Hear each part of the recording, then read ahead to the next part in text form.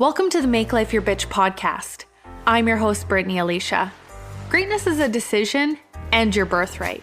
You deserve to love the woman looking back at you in the mirror.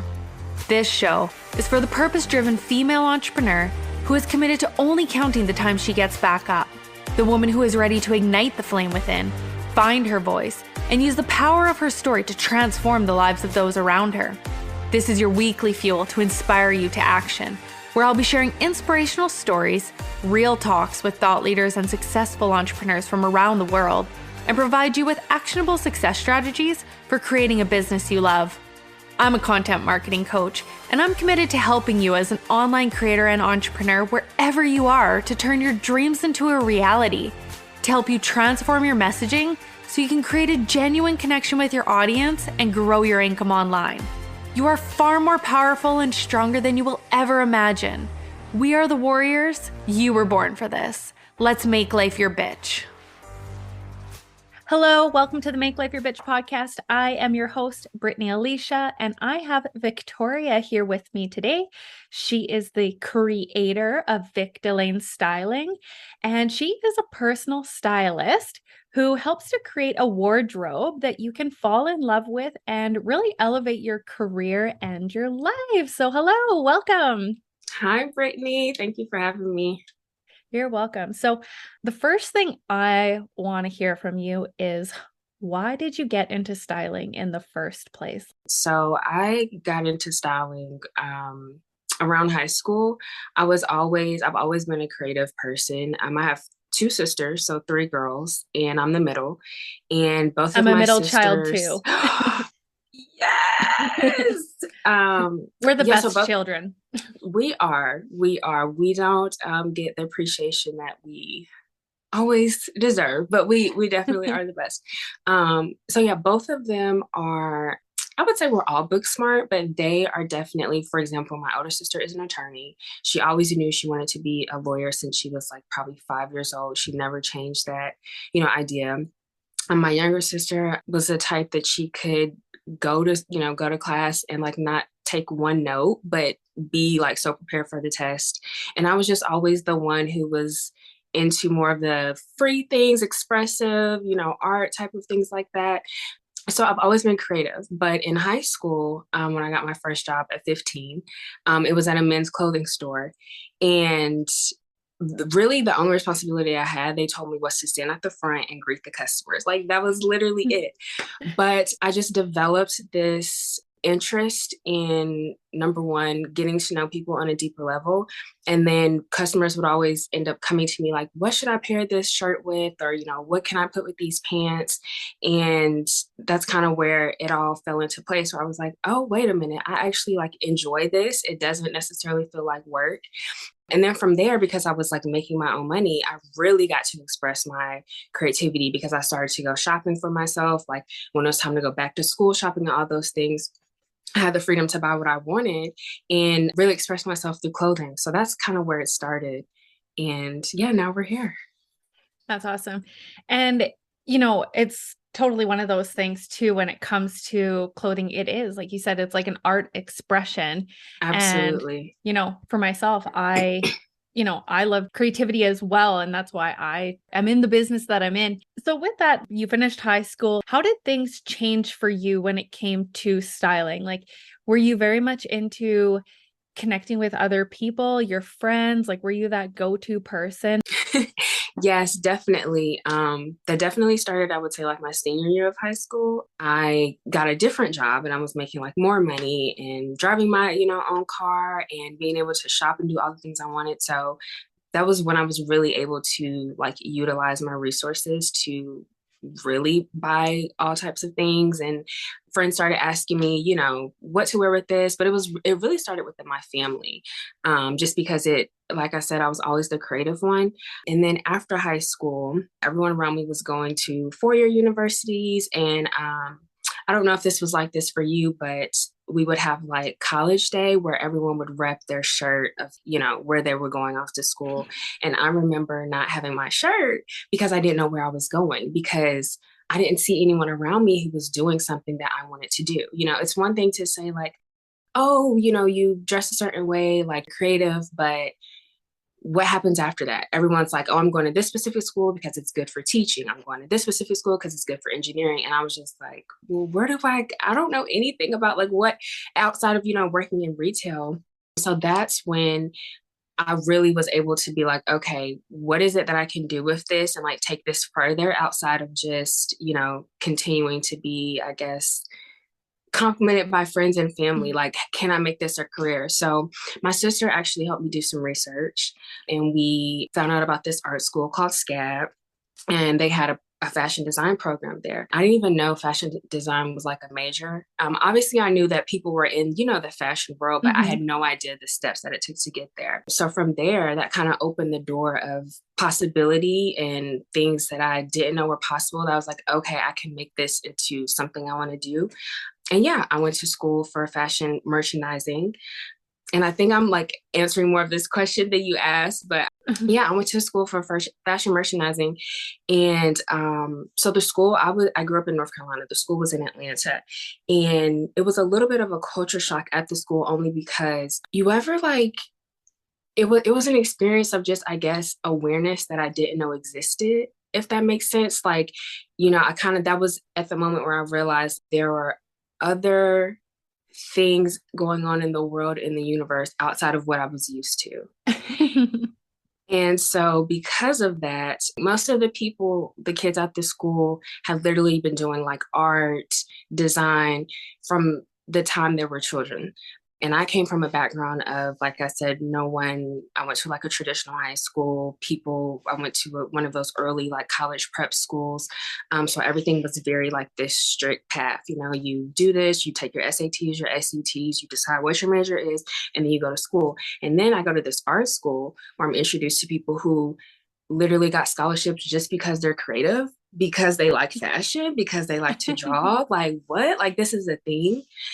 So that was a great experience. But from there, I actually realized it became a little bit too overwhelming for me, which like now that I'm talking about it, I think it was my ego trying to keep me safe because I didn't come from that background. So I think that there was some type of like intimidation there of maybe, you don't belong here, you're not worthy enough. They had us taking like foundational art classes, like, drawing, sewing, things like that. And because I didn't come from that background, I was like, oh my gosh, this is challenging. My classmates are excelling in this because they've literally been doing this most of their lives. And here I am, like, did I make the right decision? What am I going to do? The school is very, very expensive. It's a private school, so the tuition was a lot more than public universities. And yeah, I called my mom and I was like, I can't do this. I would be crying every day. And she was finally like, okay, well, if you really feel that you cannot do it, then you can transfer. So I ended up transferring to a more traditional four-year university. I would say like a liberal arts college. I kept my major as fashion merchandising, but I actually moved it to my minor and picked up a major in public relations because my roommate at the time was a public relations major. And the fashion program at that school was very small. And once again, because it wasn't as expansive as the art school that I was coming from, most of what I saw for possible careers in fashion were like retail management or being like a buyer or things like that. And speaking with my roommate, she was telling me all of the ins and outs of public relations and how it ties with communications and, oh, you could like still tie it in with fashion. And basically at the end of the day, I think I've let my ego take over, basically playing it safe, trying to maybe fit in with the crowd, maybe, being discouraged that I transferred. I already kind of feel like a disappointment because I transferred and I had to switch my major and, I'm not sure where this is going to lead to. So let me play it safe. She said that there are a lot of careers in this field and she's doing well. And, oh, it's communications. I can always get a job with a background in communications. And I remember talking to my parents about it and they said the same thing. Like, oh yeah, you have a communications degree. Like you could do anything with that. But looking back on it, like I said, that was definitely ego, definitely me playing small. But at that age and you're exploring the world, like you just don't know what you don't know. And then after graduation, ended up really following the crowd again. I saw most of my friends getting like insurance jobs, banking jobs, 9 to 5 button up type office jobs. And I did at first pursue the fashion career. I got a position at a retail store as like a key lead. And I had worked retail, like I said, in high school. I had done it in college, but I hate to say this, but it just didn't seem that glamorous. I'm like, okay, I just got this college degree and now I'm going into retail and my friends are in like office jobs. But I stuck it out for a little bit, but I still had that like comparison shadow on my shoulder of, they had Monday through Friday, they had salary, I was hourly, I had to work weekends sometimes. Like it just seemed better. It's like, how far am I going to go with a fashion degree? And they're going to grad school, they're going to law school now, all of these things. So once again, that ego trying to keep me safe, I was like, no, this is not where I'm supposed to be. I'm going to get a corporate job that's like more stable, more money. And I ended up doing that. I got like a job in e-commerce. A company kind of took a chance on me because I didn't have any e-commerce experience. And I ended up doing really well in that role and just kind of like moving on up the ladder and other companies doing e-commerce. But that desire was still there of, I'm supposed to be in fashion. This is what I want to do. And none of those roles were creative either. It was one of those things too, when I look back on it, that first job that I had at the retail store, it was a great job. It was really good experience. But, in the present moment, sometimes you can feel like suffocated if you're not doing what you think you want to do. And sometimes that can blind you from, no, the opportunity's right here, but because you think it's supposed to look different, you like maybe can't see that. So I ended up taking the corporate route. And because that desire was still there, it just kept growing stronger and stronger and stronger. And it got to the point where it's like, I was excelling in these roles. I was learning the skill, being able to train other people and things like that. But I wasn't really contributing much to my team. I wasn't really coming in super enthusiastic, super excited to be there, like not having any new ideas and stuff like that, just really trying to get through the day to day. And then the pandemic hit. Like a lot of people, I was forced to, go home, work from home. And when you're can't go anywhere, you're in quarantine and it's just work, everything is kind of in your face. And because of that, that's when I was like, oh my gosh, like I really have to like decide to do something different. I cannot. And even that was hard because like I said, when you're in the thick of it, sometimes you can't see past the storm. It's more of just like, I got to get out of here. I got to get out of here. I can't breathe. I know I need to do something different.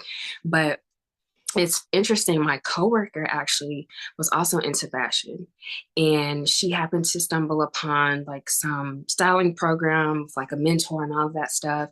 And I ended up taking it with her, and that completely like changed my perspective. Number one, that I had options. I wasn't stuck in this job. A styling career was possible, or really anything I wanted to do was possible.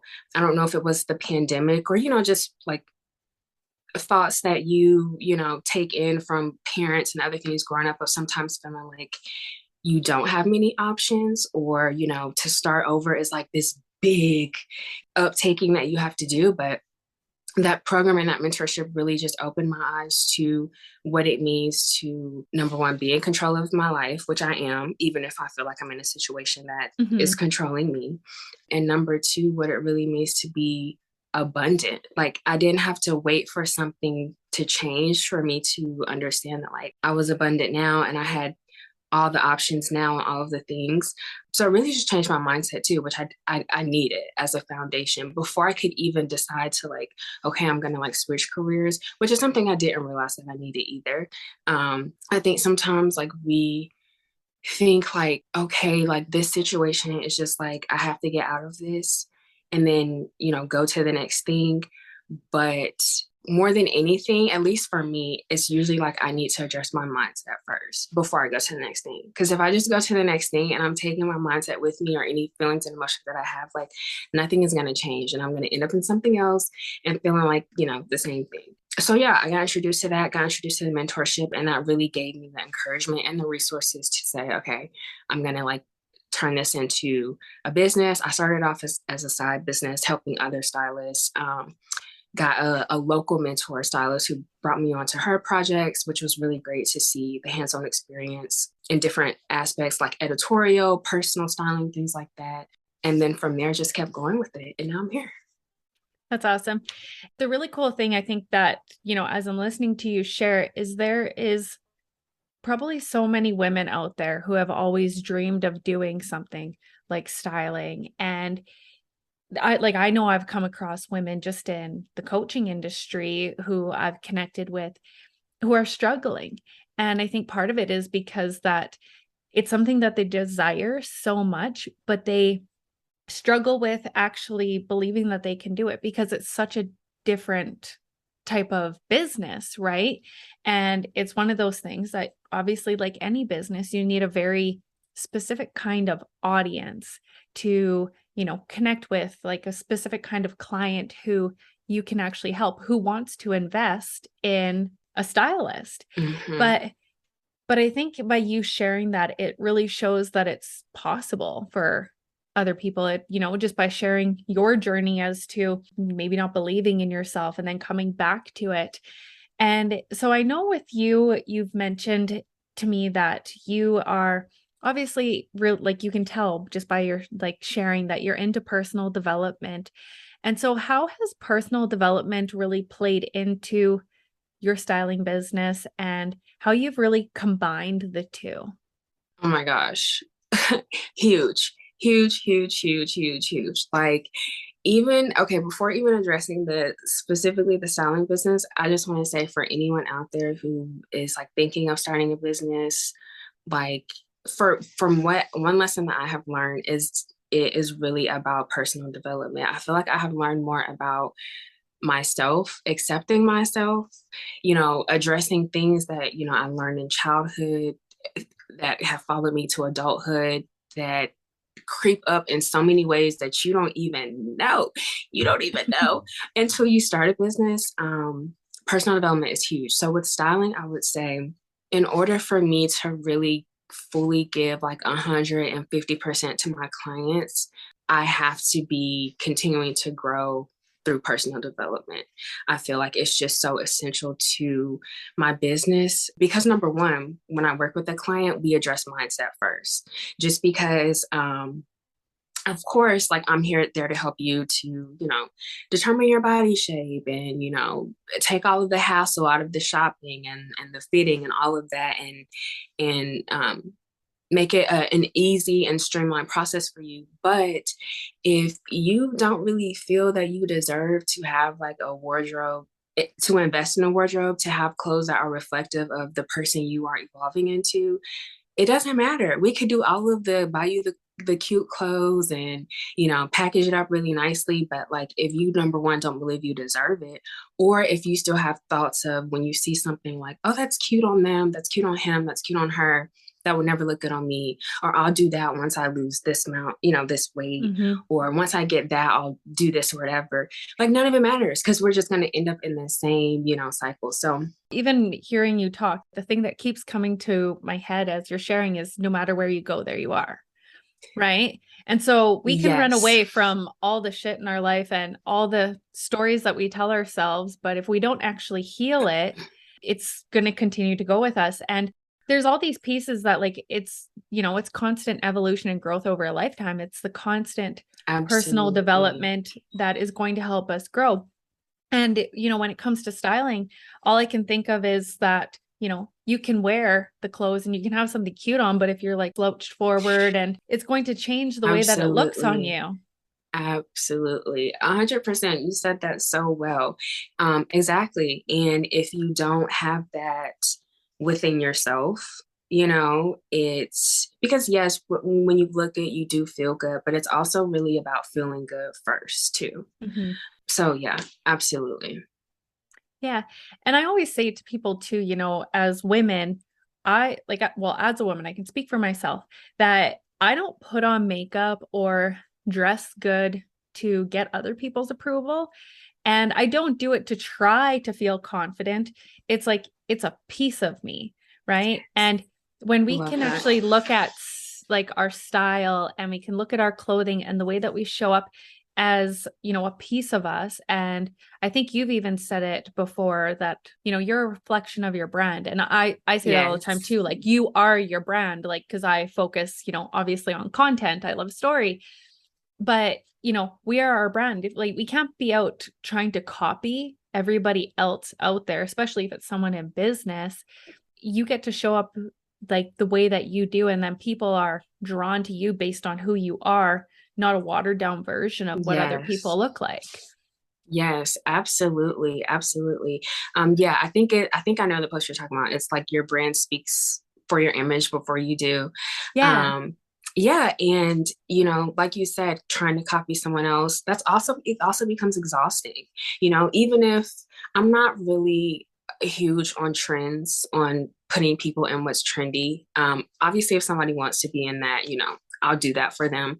But I believe in like laying a solid foundation. So even if are following what's trendy, if that's still not aligned with who you are or where you're going or, how you're working on yourself, like you said, if you're going to be walking around and it's just not going to be exuding, it's not going to be, I feel like when, even for example, with celebrities, like when they're on the red carpet and the blogs and whatever are talking about their outfits, obviously people are judging the outfit, but I think a lot of that too is how did the person like wear it? And I don't mean like, did they have it off the shoulder or on the shoulder, but really like, what was the power pose? What was the walk like? What was, how did they speak in it? How did they move in it?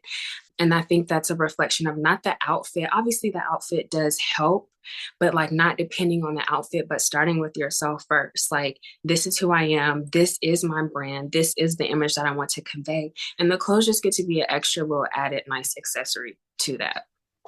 Mm-hmm. Yeah. And, even as you're sharing, I'm thinking about, because obviously I work from home and now being a mom, your style definitely changes. I mean, most of my calls that I do, I try and do in the morning, because by the end of the day, my kid has probably thrown up on me. And, it's part of it is to, for someone who's online and I'm, behind the scenes as to, I could wear pajamas all day if I want to. I find that doing something like that, I almost lose myself, Mm-hmm. because you get into that, trend of not feeling good about yourself. There's just something about like, with the corporate world where you get dressed, you go out and there's that extra pep in your step. Well, when you're at home, you're not doing that. And I mean, Mm-hmm. obviously this podcast is for female entrepreneurs, but I mean, it could be, there could be anybody listening. And so I'm probably not alone when it comes to the female entrepreneurs who we spend most of our time on Zoom, especially with like, the pandemic and stuff. Mm-hmm. So many people, how many times did you see jokes about the people who were like, business on top, party on the bottom? Yes. Yes. Yes. And I honestly think that a lot of people, although they found themselves through the pandemic as to really opening themselves up to going after their dreams, I think a lot of people lost themselves. Oh my gosh, And yes. because, like you said, style is part of who we are. Yeah, absolutely. That's such a good point and observation. I agree. I think a lot of people have lost themselves. Even me as well. And I think that there's like, for the whole of us, there's like a lot of unprocessed trauma from the pandemic. You go from seeing certain people every day to not seeing them for weeks, months, even like a year, maybe even 2 years, depending on, where you are in the world. So there's that. And then, you're not going out. So you are maybe wearing the same things or similar things. And then, like, you, on top of that, then you have your emotions and your feelings and like all of the thoughts in your head. And I know for me, I feel like, yeah, I did find or refound my path in terms of career, but I definitely did lose a part of myself in terms of, um, I don't even really know the word. I guess just a little bit of like, a little zest for life even, Mhm. just because it was easy. And like you, even with styling, a lot of my styling work nowadays is virtual, which thank God for the power of Zoom and the internet and things like Mhm. that. But sometimes I find myself in lounge clothes, and not even like lounge clothes. I was talking to a friend about this the other day. I was like, yeah, I need to do better about my lounge clothes because it's not acceptable. It's like one thing to have like your favorite hoodie, but I was like, the shirt from like the cruise in 2010 that you've been wearing over and over again. Like, let that go. I'm like, no, that cannot. So even being intentional about like, if it is a sweatsuit or something, like maybe throwing on some earrings or, a blazer or a jacket or just something to make me feel like who I am again. But I definitely agree with that statement. But I think also this just came in for me. Like, I think also maybe like some of us losing ourselves was a benefit because we were caught up in a little bit of that rat race. And so losing maybe who we thought we were supposed to be or who we were, who we identified with, but that person that we identified with was just kind of going along with the masses, going along with the every day-to-day thing that everyone was doing. So the pandemic kind of caused maybe a little bit of that to die or to freeze. And if we feel like we lost that, it's just because now it's an opportunity for us to really see who we've always been and let that old identity die, because that really wasn't us in the first place. And yeah, come back to who we are. Yeah. And I found that too, a big part of my brand is really helping women identify authentically who they are and within their businesses being an embodiment of who they are versus so many people online who have businesses are trying to teach people how to do something, but they're not even embodiment of it themselves. And it's because they chase, what someone else is doing. And we just started the first call today of our luxury program, which is focused on helping people define their brand as themselves. And, the first two calls is really identifying how you've taken on everybody else. Oh my gosh. And all of us, like, it's like, being able to identify who have your mentors been. And by looking at all your mentors, have you taken on something that you're like, oh, like, that's not even me. That's not even my saying. One of my coaches, Melanie Ann Lair, she always says, for me, for you, for us. I love her. And it's so funny because you can tell the people who are in her world and, especially the ones who have kind of lost their way, because all of a sudden you start reading their content and everyone's talking about the same thing and using her words and using her language. And, it's with my clients, with this program, it's really helping them get clear on like, where have I used other people's words and like, where have I lost myself? I used to have a brand and I just dropped it in the last like few months. So my website is still the Independent Boss Babe. But the reason I dropped that brand was because I didn't want to be, almost like a shadow of the brand Boss Babe. I really wanted something that was my own. And originally I started Make Life Your Bitch like back in 2018, and it was a blog, right? And so I've really found that people, with that program, like getting people to really look at like, where am I not me? And before we can really identify who we are, I find it sometimes easier to look at who we're not. Like, where did I lose myself? That is so powerful. I think that is like, I just have to snap to that. That's an amazing exercise Snap that cup? you have. Yes, that you have your women doing. That is so powerful. Such a good point. Yeah, I think to your point, we definitely do take on other, especially when you're first starting out in the business world and there's so much information, especially if you get on social media, there's so much to consume and you maybe can kind of feel like, I need a bit of everything. I need to join every single program, or you have a little bit of shiny object syndrome.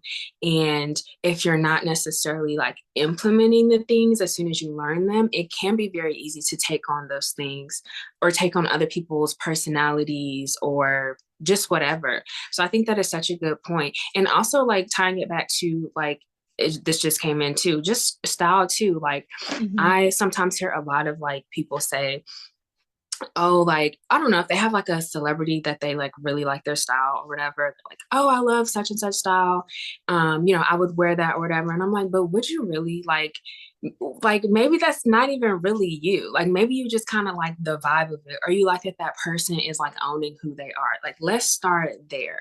To me, Um, that's what luxury is, everyone's own idea of luxury, not, you know, luxury means, the fancy cars, the gold and all that kind of stuff. I had a client last year who her idea of luxury was literally selling everything, getting in a van and traveling across the country and doing public speaking. Like that wow. was luxury to her. And so, like you said, like I think we try and look at what like someone else is doing, and we can see other people as beautiful and really like the way they show up, but at the end of the day, let's be real, like the real reason that we love those people is because of their their confidence that Com- they that they have, and that's the reason why stuff looks so good on them, the clothing looks so yes. good. Yes, yes. And even with coaching, like if someone sees, oh, I really want to work with that coach, I've even had to check myself on this. Like, do I really want to work with them? Are they really offering something in their program that is like about to really change my business, like something that I just really need? Or is it something that about their energy that I just feel like I need to be in or feel like I'm missing? And then I'm like, wait, I'm really not missing that. That's possible for me too. That's accessible for me too.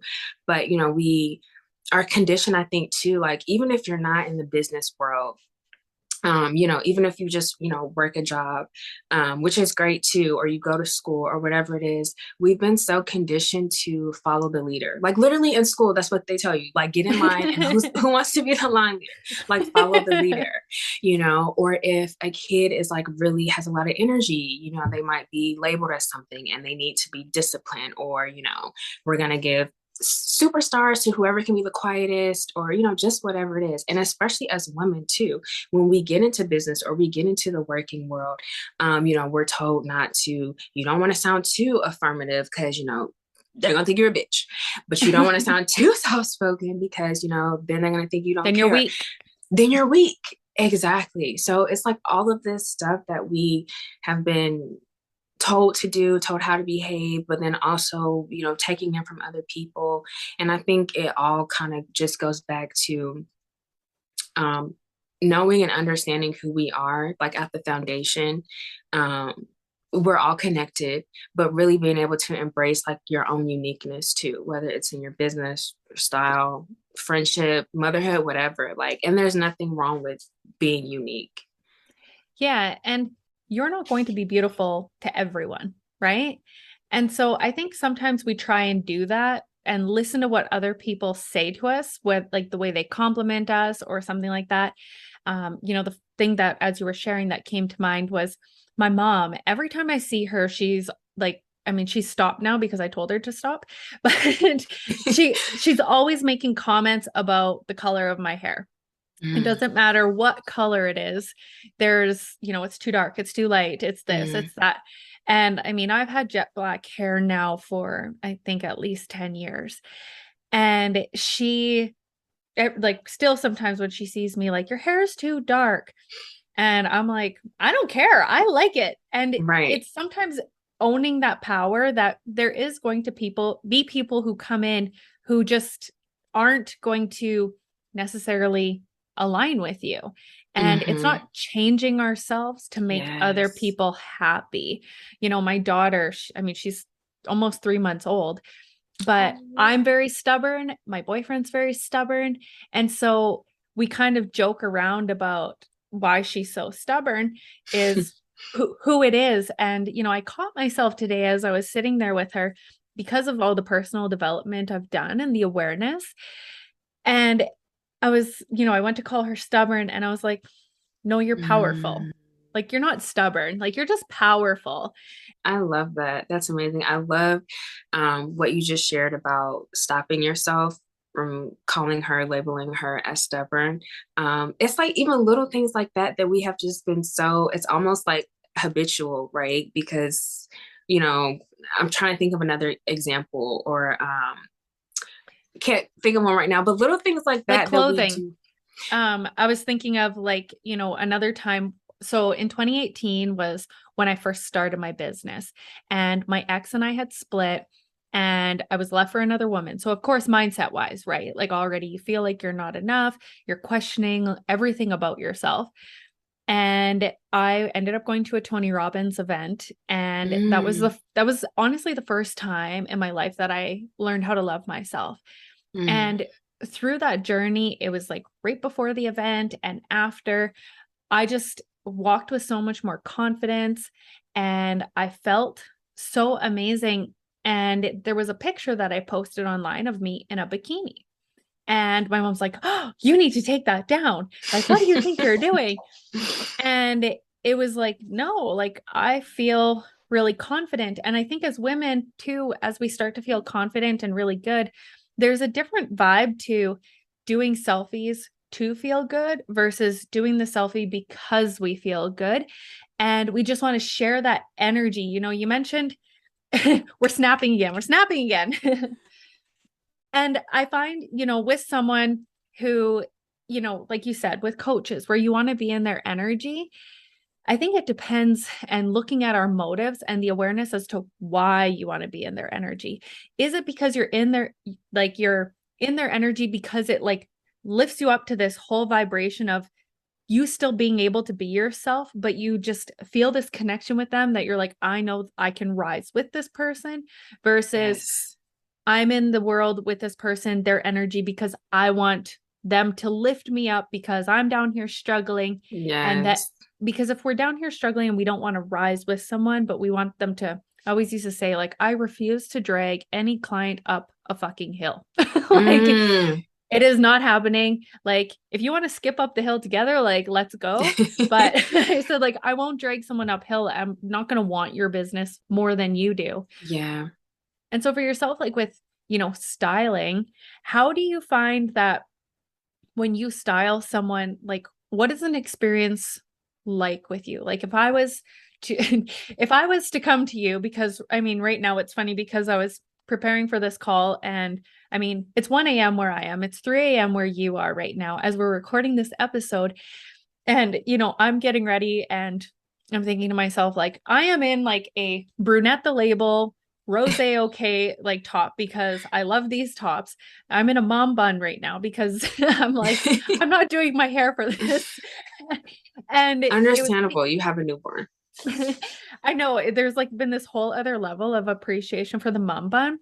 And Mm. even that, like I'll do my hair, but like that kid has a death grip. Like I am losing hair left, right, and center because she's pulling it out.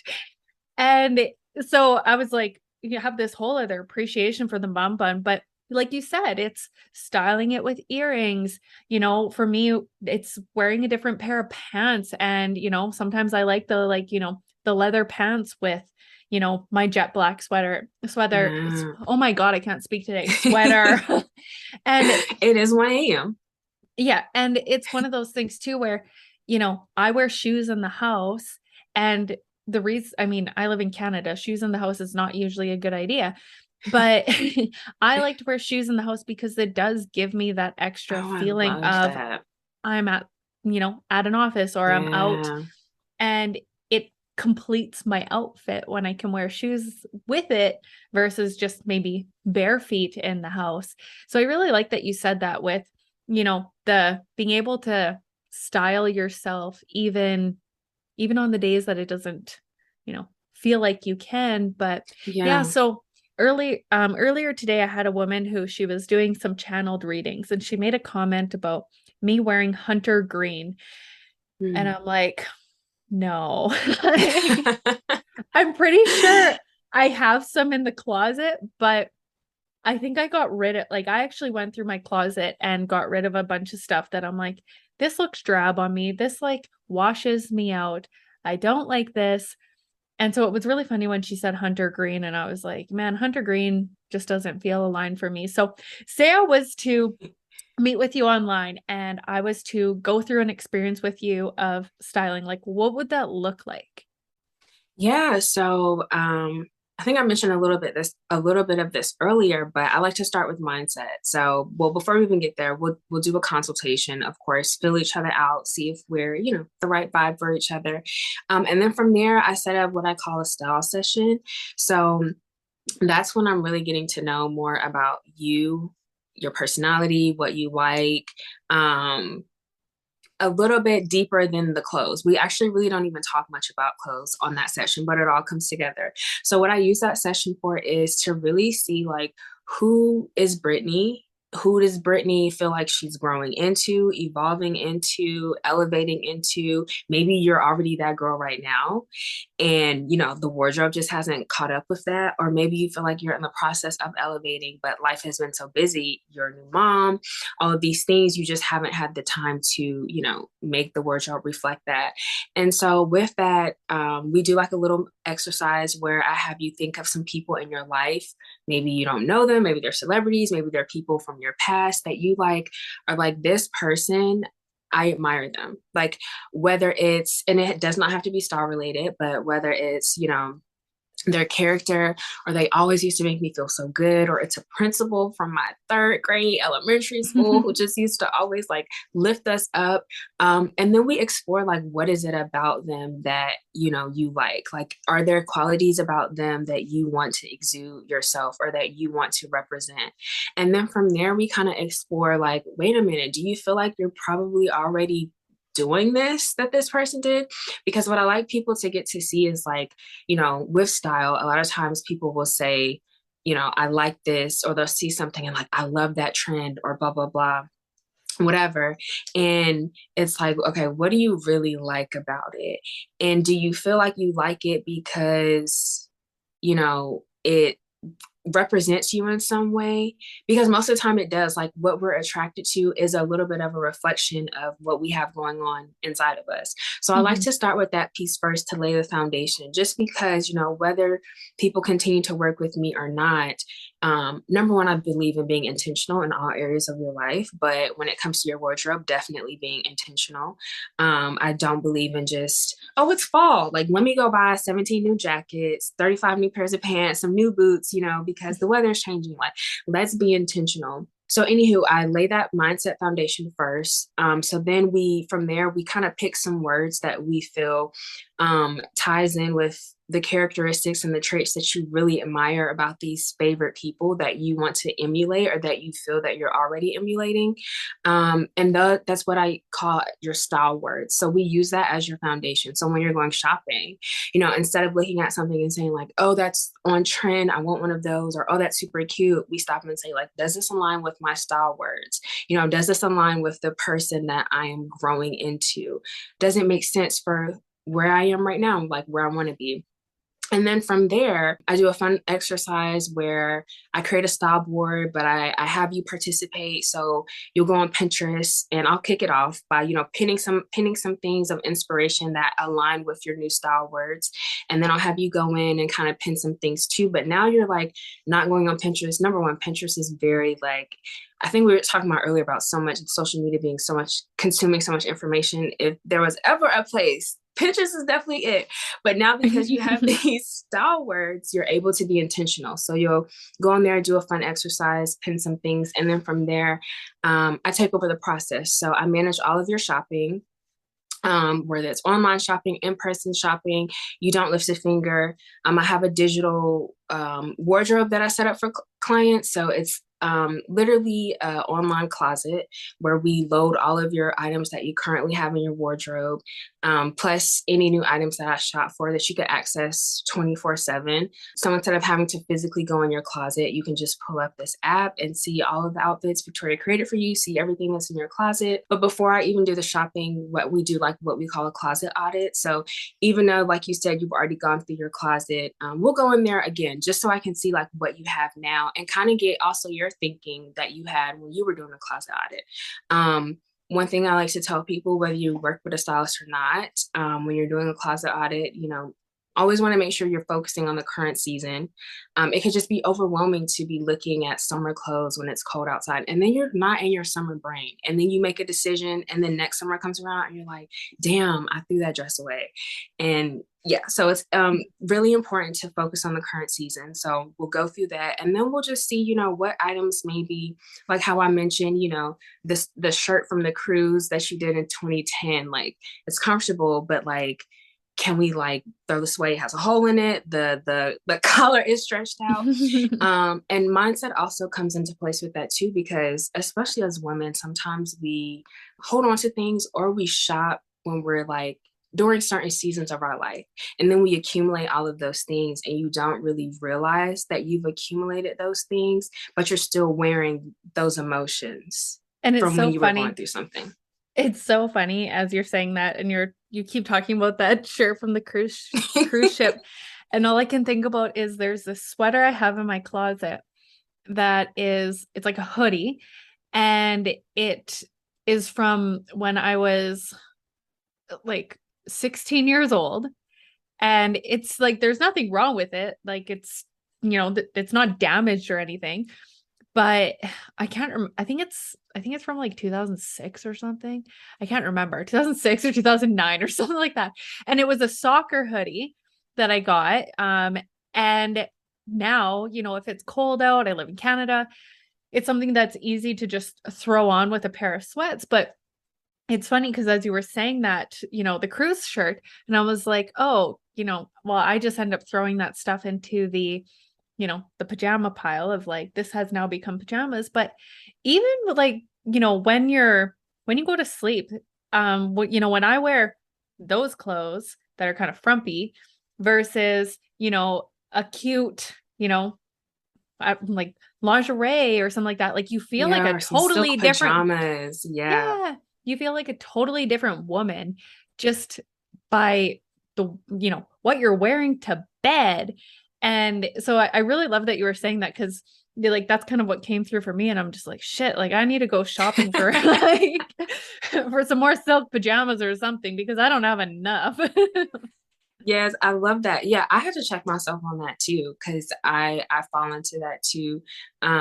Because we also I want to tell anyone who's listening, like this is also not the points that I'm saying are not also to guilt or shame you into anything. Like we do things that are comfortable, especially depending on what you're going through in your life. And sometimes you just need something that's familiar and that's comfortable, to just kind of soothe yourself. So it's okay if you have those items, if you're, still holding on to them. But if you feel that you're in an empowered place to make a decision and you want to make a decision to make some changes in your wardrobe, I would say definitely start in that department. And it can be the little things that really make a difference. Like you said, going to sleep in something that really feels good, or if you feel like you want to express your sexuality more or like really embody your sexiness, like going to sleep in lingerie, even if you're single, like just going to sleep in some lingerie, can make a difference, definitely.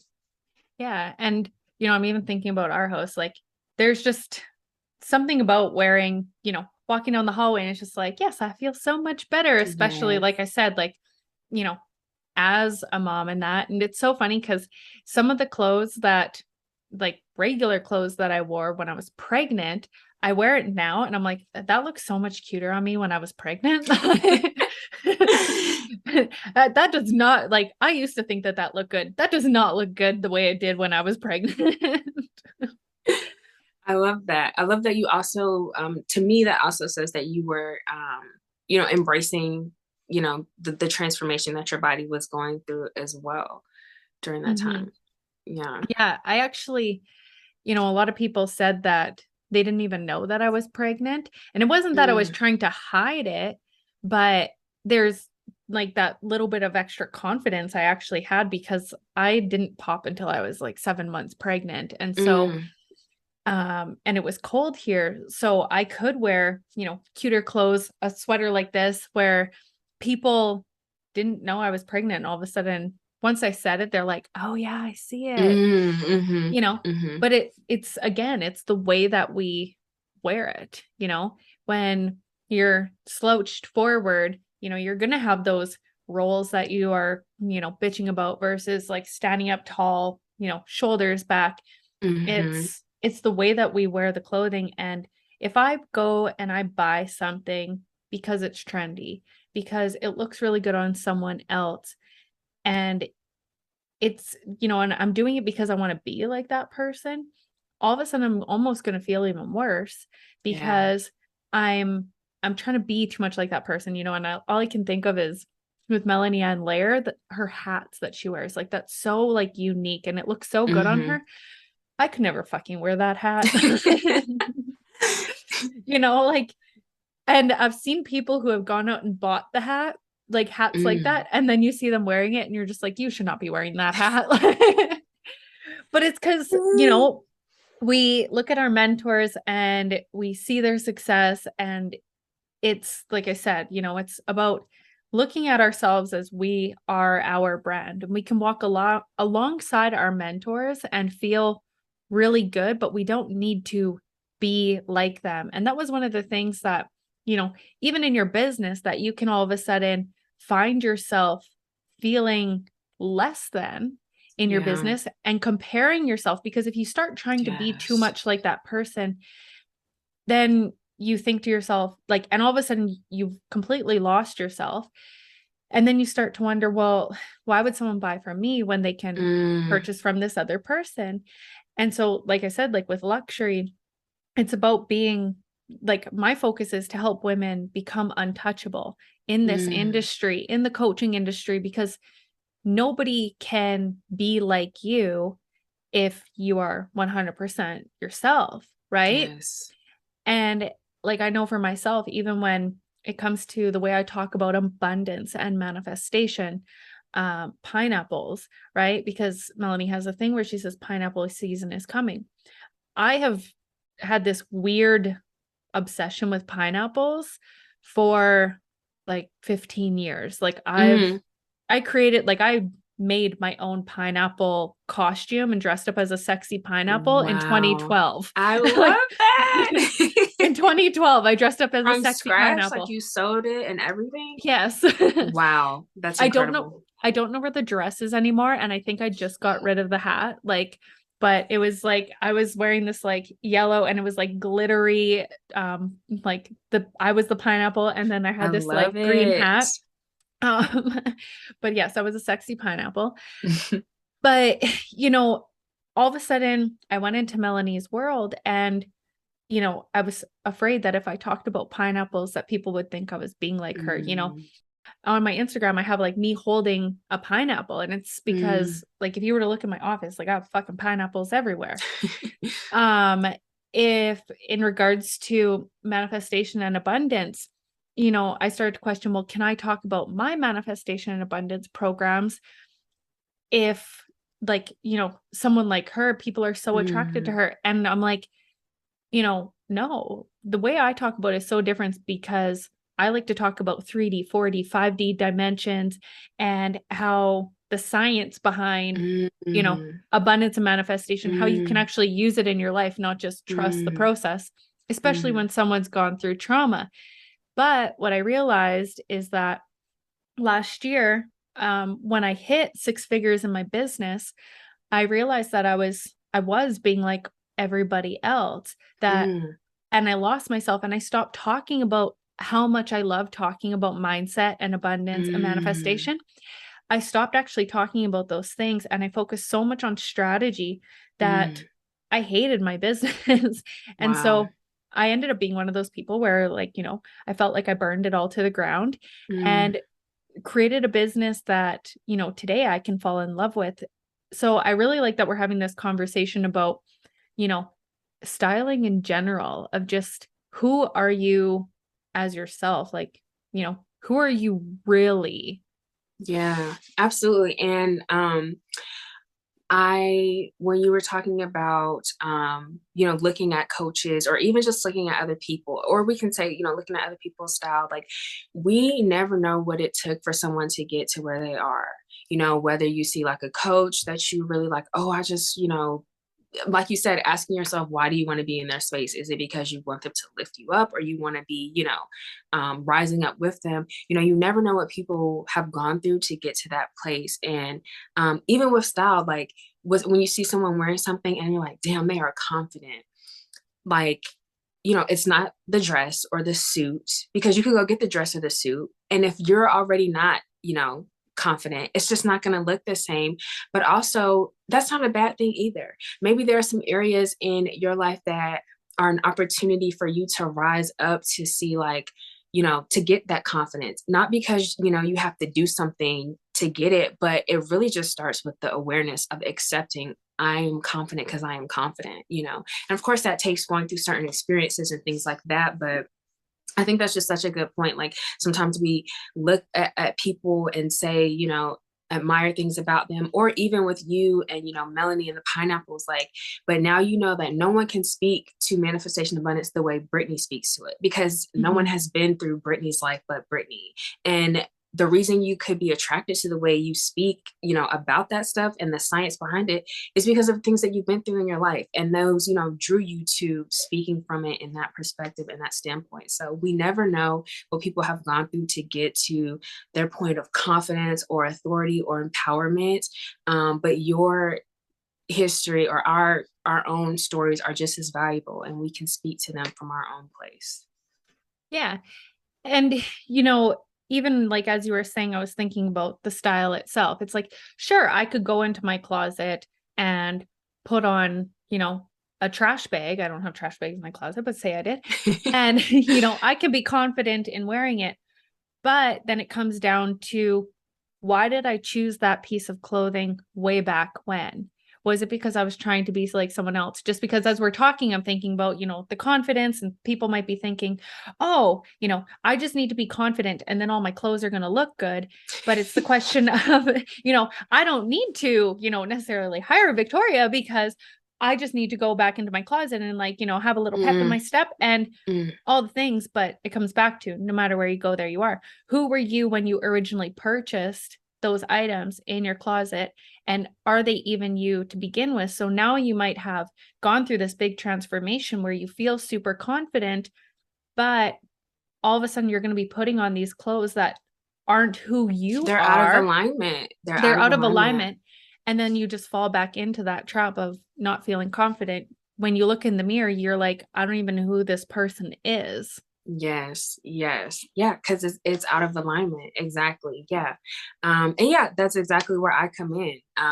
Because it definitely is a process. It's an undertaking for sure. And shopping in general, let's be honest, it's overwhelming. I mean, even me, when I'm shopping for myself, I'm like, who wants to sift through hangers and racks and pages and pages of product? It's a lot. It could be overwhelming. So having that foundation definitely helps. Yeah, and I love that, because we have a store here. It's called Winners, and people go there, and I walk the perimeter. I like to look at the knickknacks. You ain't gonna catch me in those fucking racks going through there. Nobody has time for that. Oh my gosh. And yeah. I can't, but I do find I am that person who walks into a store. I see something on a mannequin and I'm like, that, I want that. And it's not necessarily because I don't want to style it myself, but I'm like, that is what I want. And having that confidence to choose that. I actually really struggle when I go into stores and someone's trying to put me in something and tell me it looks good, versus asking me, like, how do you feel in it? And you know what I mean? Yes, I'm so glad you brought this up, because this is a misconception that I get or hear about personal styling. Like, oh, they're gonna dress you in like my own style. I'm gonna dress you in my own style, or I'm gonna like try to make you, look like somebody else, or it's only for celebrities. And if they're doing it right, I'll speak from my process. It's all about going back to what I said about what we do in the first style session, getting to your mindset and laying the foundation. Like, if, you want to embody more of, ease, sexiness, sophistication, class, like maybe that, those are your stalwarts, then that's what I'm going to do for you. I'm going to be intentional about styling you and shopping for you, with pieces that emulate those words and those things. So that's such a good point. And yeah, putting someone in something that just because you think it's good, like if they're not feeling it, number one, that's a wasted time, wasted project. But yeah, for me, it's all about getting to what my clients actually, how they want to be seen in the world, what they want their brand. And even if you don't have a business, like your brand is just you. It's just whoever your name is, first name, F and last name. That's your brand. Just how you want to show up in the world. So yeah, I'm glad you said that, because that's definitely a misconception. But it's not true, at least for me.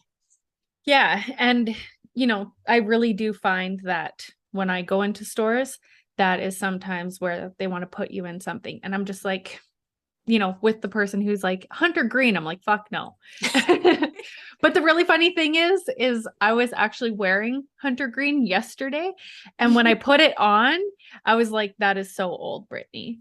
Like, the old version of me, that like, that's not even the stuff that you wear today. So it was just something I had in my closet, and we were going out. It's Thanksgiving here in Canada today.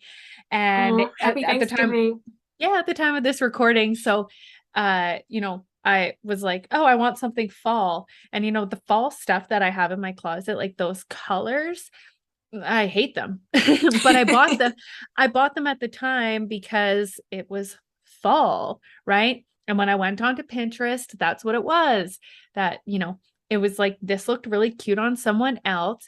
And I bought a whole bunch of these clothes that felt like they looked really good online, and I liked the style of it. And all of a sudden I get home, and I like, this was even like, I'm thinking about, 5 years ago, and I wasn't even a mom yet.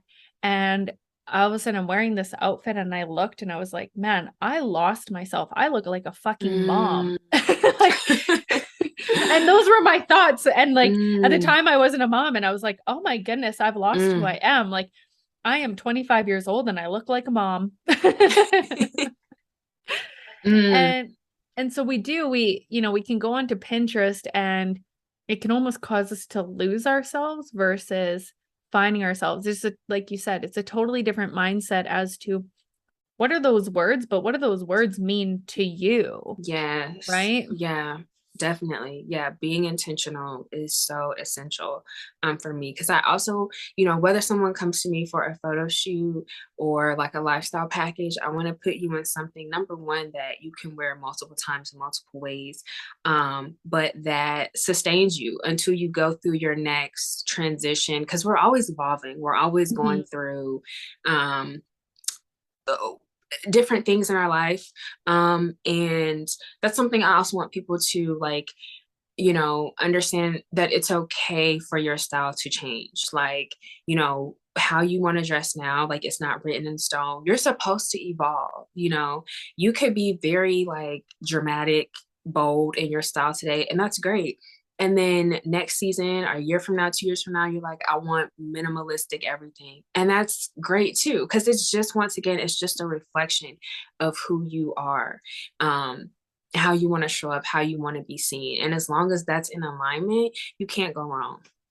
And so for yourself, like, how do you find that you catch yourself maybe in following, like, do you ever find yourself falling into the trends and you're like, shit, rain it in Victoria? Like, yeah, I think, to be honest, not so much these days. Honestly, not so much these days, but I do catch myself, because here goes that ego, or just old thoughts, catch myself saying things like, oh, I'm very like small chested up top.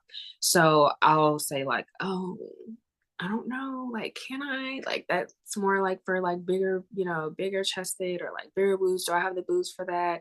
I'll definitely, say things like that. And I have to be like, wait a minute, girl. Like, first of all, really address like where it's coming from, number one. And then number two, to be honest, there are some things that like some companies or some brands do make for, they're supposed to just be more filled out at the top. And so that may not like flatter, me or the look that I'm going for. And that's okay. And I can accept that and then move on to something else that does work for me.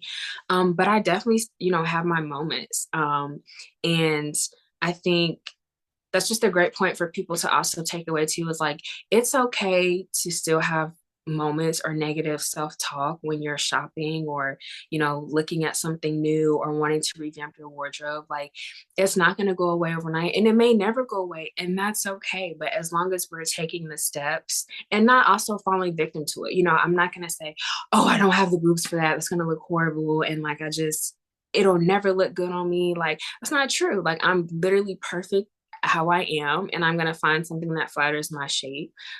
So yeah, I definitely still have those moments, but just coming back into, and that's where the personal development comes in too, because I have done the work and I'm continuing to do the work every day. Though what I have learned, helps me to come back to like, wait a minute, get out of that space, come back. So yeah. And so for yourself, like, where do you love to shop? Ooh, I have really been into thrifting lately. So where I live in Charlotte, North Carolina, there's a couple cool little small owned thrift shops. But thrifting has really kind of like changed my, I guess, perspective on not really changed my perspective. I always knew thrifting existed, but for me personally, it kind of takes me out of the overwhelm of having to go into like, for example, I really do enjoy Nordstrom's, but it's overwhelming. It's huge. It's 2 stories. It's a lot. Thrifting, I feel like I can be surprised, but also in like a less overwhelming way. I don't know. So Well, yeah, and for thrifting me, is super trendy now, isn't it? yeah, we have that too. We have that too. I Mhm. guess you call them like clout chaser, thrifter. I don't know. But I don't know. yeah, and I went to like a vintage mart a couple weeks ago, and I did not realize like how like I guess expansive the vintage game is. And it's definitely a little bit different than like going into a thrift shop. I mean, obviously these vendors, they specifically source certain type of pieces, but you really had to like come with your pockets ready. And I was shocked. I was like, oh, okay, yeah. But yeah. Yeah, and as you were sharing about, the vintage and, you know, I can see like what you're wearing right now. Other people can't. She's wearing a cute little, jean jacket and it's kind of like a silky top, hey? Yeah. Yeah. hmm And, I noticed your earrings and that kind of thing. So I was kind of thinking about you talking about how much you love the creative side of things. And it's almost like when you can go to those thrift stores, you're instead of seeing it on a mannequin, you're actually like using your creative side to, you know, create like be yourself. It's like, oh, this Yeah. would look really cute with this because the thing is you matching those two things together. Nobody else out there is going to be matching those two things together because Mm, they weren't bought in the same store. And I think yes. that's probably why it also for you is so fun and is because you get to unleash your creative side in a store like that. Yes, absolutely. Yeah, to your point, there isn't, they'll have like little outfits on the mannequins and stuff like that, but stuff is like literally all over the place. It's really random, truly. That's that's what it is. It's random. So being able to like piece things together, or for me, I I'm very visual. Like, I do not know street names, but I can literally remember like step by step a visual of like how I got there when I Mhm. turned. I don't know, it's like an instinct thing. So it's the same thing with clothes. Like, I'm just able to kind of see it in my head and then just like see what it'll look like. And then there's always that little like, okay, now I'm about to try it on and like, but it like 9 times out of 10 it always works Mhm. too. And I think that's also like, as I'm saying that, I'm like, I think that's also a testament of me just like trusting myself too. Like, you kind of have to as a creative. Like, you kind of just have to know, like, no, I know this is it. Like, yeah, this is it. And really owning the fact that those are our gifts, right? Yeah.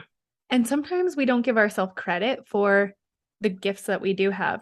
For myself, when it comes to looking at someone's podcast application, just from them telling me a few points about their story, what kind of business they have.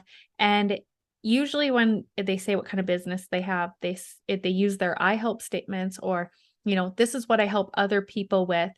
And I can naturally reverse engineer it as to the little bits that they told me in their story as to why they do what they do.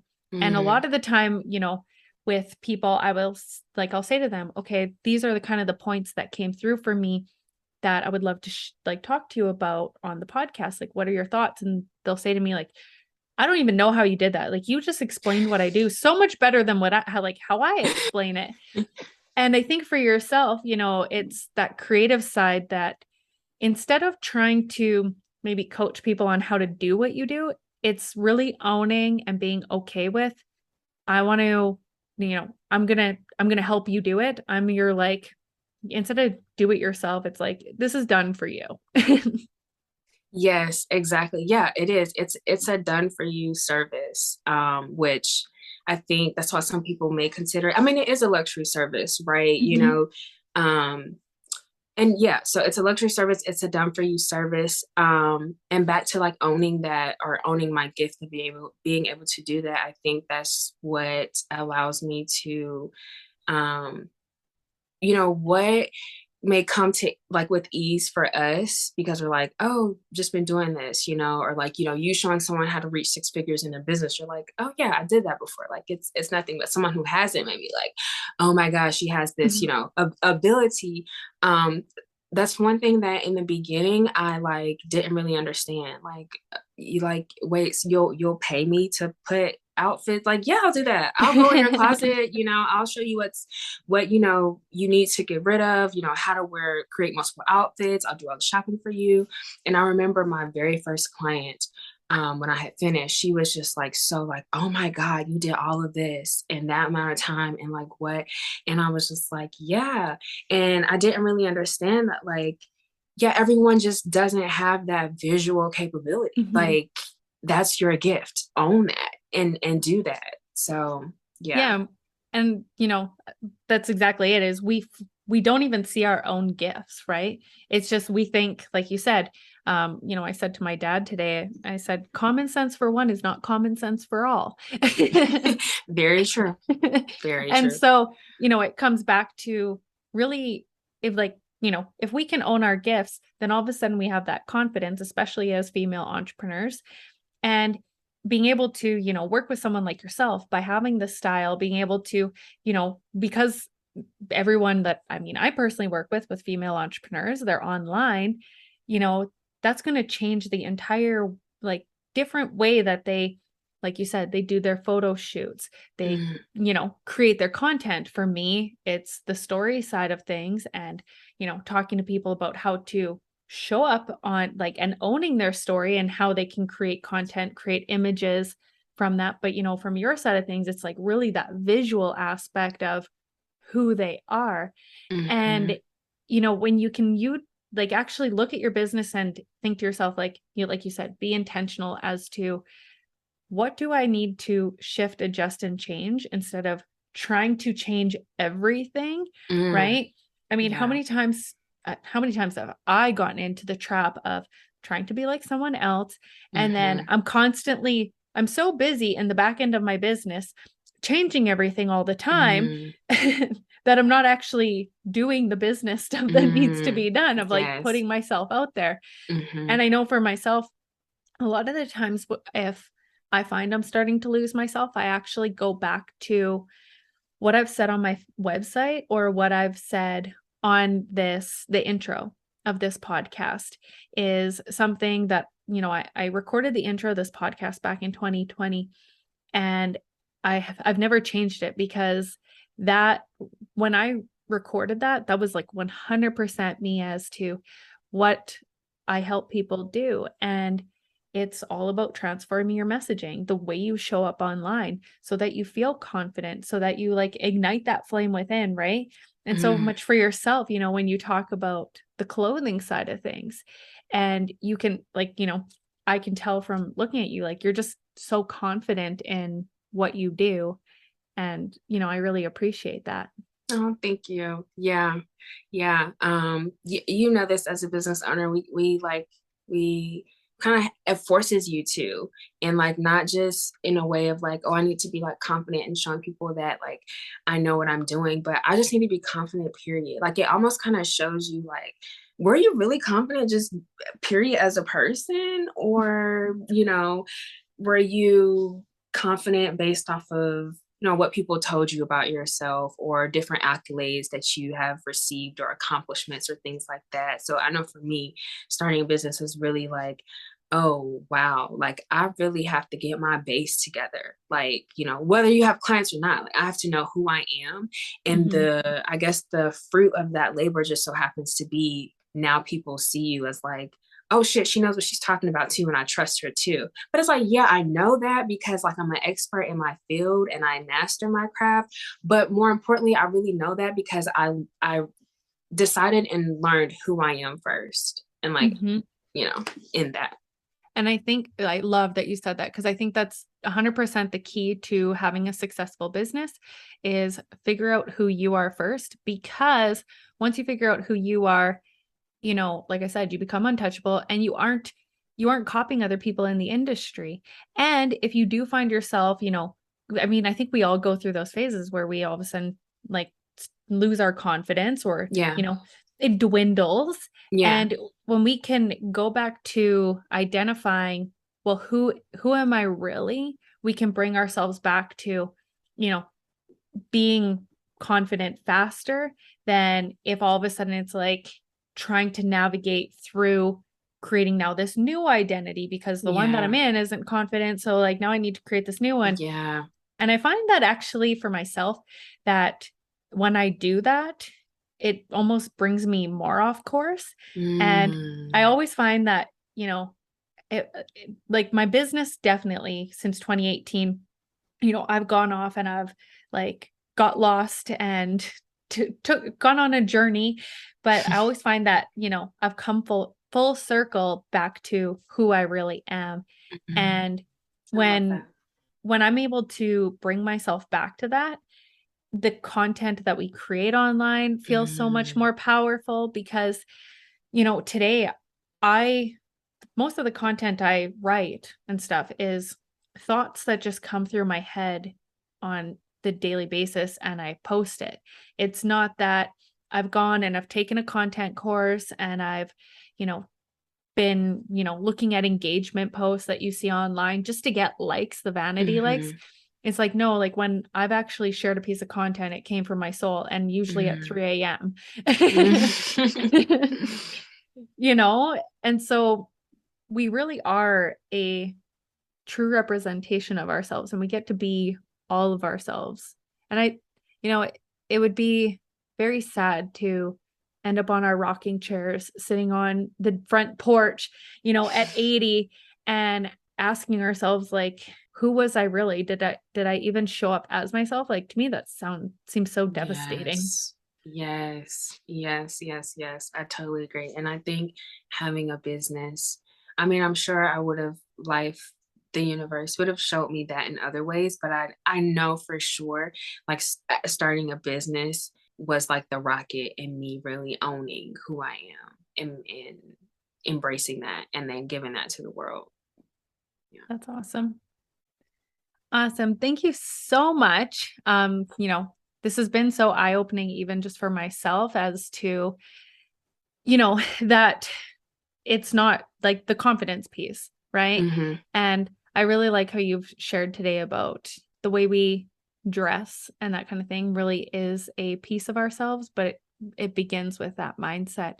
So if someone wanted to work with you, how would they do that? Where can we Yeah. find you? Yes, absolutely. So I am on Instagram and LinkedIn. On Instagram, I am at VicDelane styling. And then on LinkedIn, I'm Victoria Hoover. You can find me on both places. And if you were to go on my Instagram, just click the little link in my bio and it'll take you straight to my booking site. I have few different ways to work with me. They're all in package form. So it really just depends on what, your needs are. So I have a photo shoot styling package, which is, you can think from like headshots to branding to, I just did style someone from an anniversary shoot. We have the holidays coming up, things like that. And then my lifestyle packaging, which is for the day-to-day, elevating entrepreneur or business person who, you feel like I mentioned earlier, you're finally at the place in your business or your career where you're like, I am that girl, I am that guy, like this is it. But because you're busy, because you're scaling, because you're, speaking and taking on different engagements, the time, like we were talking about earlier, sifting through racks, nobody has time for that. So the time to sift through racks or online pages of product and all of that stuff, that's my lifestyle package. So I take on that hassle for you and curate outfits for you, go through your current closet, organize all of that for you. And then from there, I have a VIP package, which, if you want more of an intimate experience, we work together for a longer term, just like 6 months. We get to go through 2 seasons together, which is really cool. So taking care of all of your closet audits, your shopping needs. And then if you were to have a photo shoot that came up or even an event, I do event styling as well. I handle that as well. So those are the ways to work with me. And you can find both of those on my LinkedIn or my Instagram in the link in my bio. Awesome. And I will also ensure that they can find the link in the description here on the podcast. So you guys can just go to the description and all of the links will be there. So it's super easy for you to find. Thank you so much for being on the show. I am so honored to have met you. And, for all of those listening, it's time to go make life your bitch.